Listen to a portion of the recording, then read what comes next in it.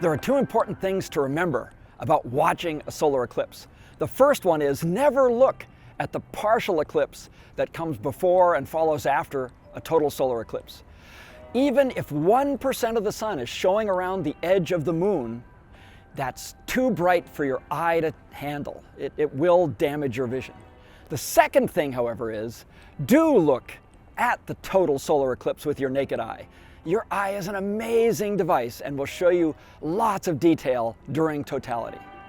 Today, I'm going to show you several techniques for viewing a partial solar eclipse.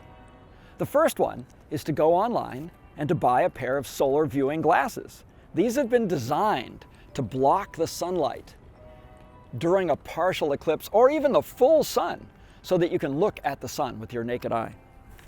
The second is to go to a welding shop and get a number 14 welder's glass. This blocks enough of the sunlight that you can look at it safely with your eye.